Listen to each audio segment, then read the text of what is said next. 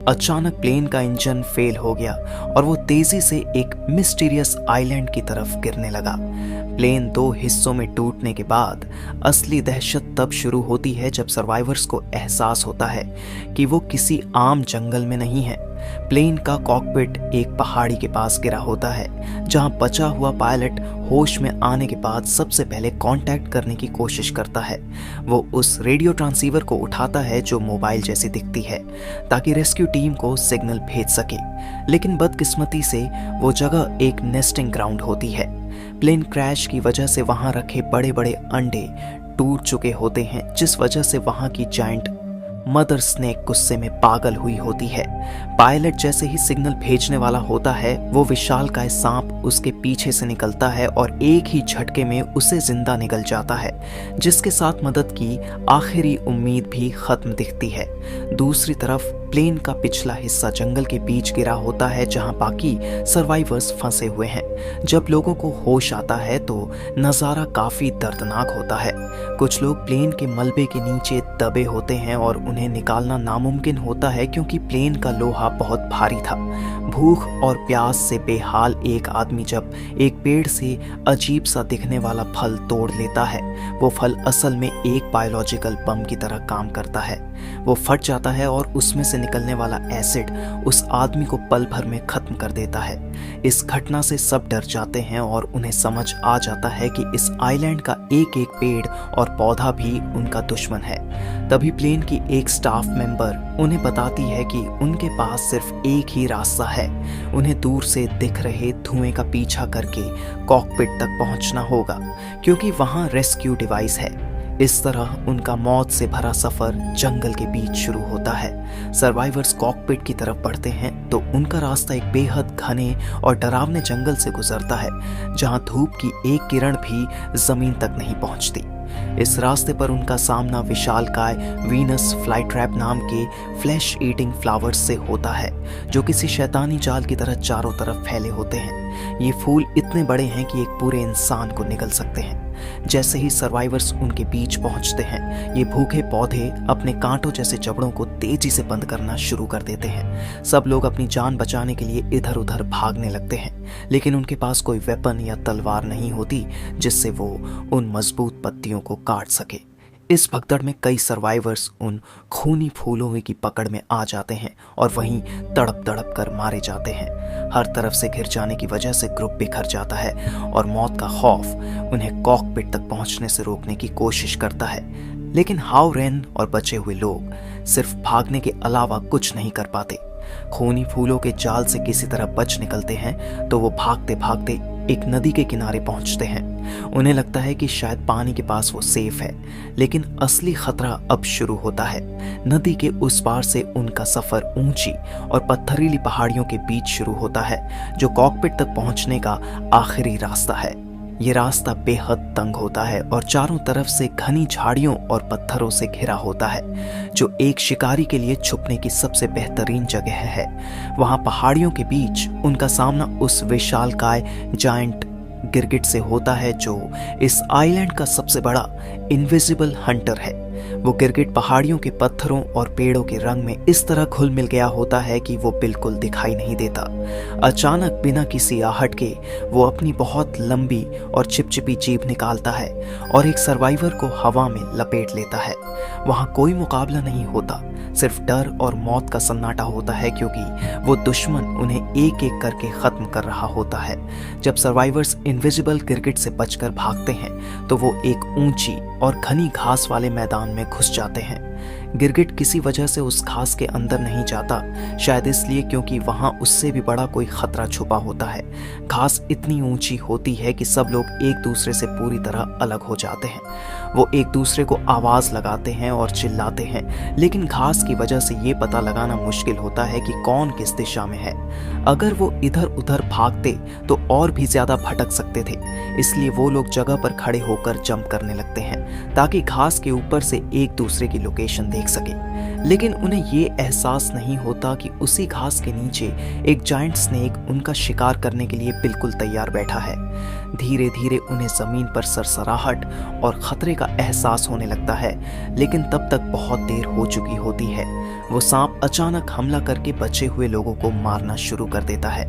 Survivors अपनी जान बचाने के लिए जंगल की तरफ और गहराई में भागते हैं, लेकिन वो सांप उनका पीछा नहीं छोड़ता और उनके पीछे पीछे उनके छुपने की जगह तक पहुंच जाता है। सांप एक लड़की को ढूंढ लेता है और उस पर हमला करने ही वाला होता है कि तभी उस लड़की को बचाने के लिए एक आदमी सामने आता है। उस आदमी की मदद करने के लिए वही मौजूद एक मोटा आदमी हिम्मत दिखाता है। वो वहां पेड़ पर लटक रहे जहरीले फल को उठाकर पूरी ताकत से उस सांप के मुंह पर फेंक देता है।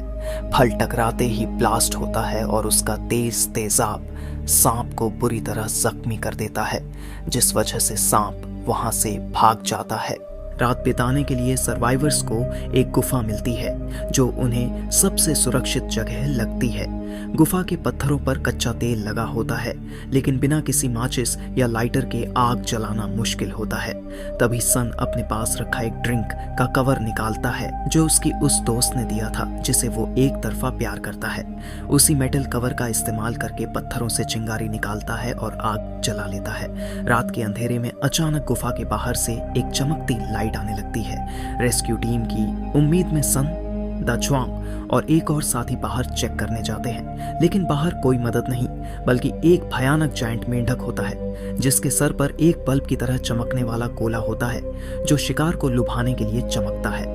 वो टोड देखते ही हमला कर देता है। उनमें से एक आदमी जो अपने परिवार की आखिरी निशानी बचाने की कोशिश कर रहा होता है, वो टोड का शिकार बन जाता है और मारा जाता है। सन और द च्वांग एक बड़े पत्थर के पीछे छुप जाते हैं। दोनों ये फैसला करते हैं कि वो एक साथ अलग अलग दिशा में भागेंगे ताकि कम से कम एक तो बच सके, लेकिन द च्वांग धोखा दे देता है और अपनी जगह से हिलता ही नहीं। सन अकेला भागता है और टोड उसे बस मारने ही वाला होता है कि तभी अंधेरे से वही विशाल खतरनाक सांप निकलता है और उस टोड को एक ही बार में निगल जाता है। सन एक बहुत ही दिल वाला इंसान निकलता है। वो गुफा के अंदर आने के बाद सबके सामने द च्वांग की उस घटिया हरकत का जिक्र नहीं करता कि कैसे उसने धोखा दिया था। अगली सुबह वो लोग कल रात मारे गए अपने साथी का अंतिम संस्कार करते हैं और नम आंखों से कॉकपिट की तलाश में आगे बढ़ते हैं। रास्ते में उन्हें एक विशालकाय सांप की खाल मिलती है जो इतनी बड़ी होती है कि उसे देखकर ही सबके होश उड़ जाते हैं। तभी अचानक चारों तरफ से डर के मारे पक्षी उड़ने लगते हैं, जो इस बात का इशारा था कि मौत बिल्कुल करीब है। वही खूंखार विशाल सांप उनके सामने आ जाता है और पहले अपना विशाल शरीर दिखाकर उन्हें डराता है। सर्वाइवर्स अपनी जान बचाने के लिए बड़े बड़े पत्थरों के नीचे छुपते हुए भागने लगते हैं। वो लोग एक गुफानुमा रास्ते में घुसते हैं और बचने के लिए दीवार पर चढ़ने लगते हैं, लेकिन यहाँ द च्वांग एक बार फिर अपनी असलियत दिखाता है। एक आदमी ने डर के मारे उसका हाथ पकड़ा होता है, पर द च्वांग उसे झटक कर छोड़ देता है ताकि वो खुद बच सके। वो बेचारा साथी नीचे गिर जाता है और सांप उसे तुरंत निगल लेता है। इस घटना के बाद सन और द च्वांग के बीच भारी बहस होती है, क्योंकि सन अब और खामोश नहीं रह सकता था। असली परेशानी उन दोनों की नहीं, बल्कि लिन्ना की थी जिसे वो दोनों प्यार करते हैं। एक तरफ द च्वांग है जो बार बार धोखा देता है और दूसरी तरफ सन है जो हर हाल में उसे प्रोटेक्ट करना चाहता है। लिन्ना को एहसास हो जाता है कि कौन सही है और वो सन का साथ चुनकर उसके साथ आगे बढ़ जाती है। कुछ देर और मुश्किलों भरा सफर तय करने के बाद आखिरकार उन्हें घनी झाड़ियों के पार कॉकपिट दिखाई देता है, जो उनकी रेस्क्यू की आखिरी उम्मीद है। जब बचे हुए लोग पहाड़ी पर अटके कॉकपिट के अंदर पहुंचते हैं तो वहां उन्हें मरे हुए पायलट की लाश मिलती है। सबसे अच्छी बात यह होती है कि प्लेन का इंजन अभी भी काम कर रहा होता है। उन्हें उस रेस्क्यू डिवाइस की तलाश होती है जो कॉकपिट से बाहर गिर गया था। सन हिम्मत दिखाकर उसे लेने बाहर जाता है, लेकिन जैसे ही वो डिवाइस उठाकर ऊपर देखता है उसके होश उड़ जाते हैं। एक विशालकाय सांप प्लेन के ऊपर बैठा उनका इंतजार कर रहा होता है। सांप तुरंत अटैक कर देता है और अंदर मौजूद एक औरत को अपने जबड़ों में जकड़ लेता है। बाहर फंसा सन तुरंत प्लेन का एक गिरा हुआ दरवाजा उठाकर उसे एक शील्ड की तरह इस्तेमाल करता है ताकि सांप के हमलों से बच सके। सांप चारों तरफ से सन पर हमला करता है, लेकिन सन खुद को उस लोहे के दरवाजे के पीछे कवर कर लेता है। तभी वो सांप द च्वांग को मारने के लिए उसकी तरफ लपकता है।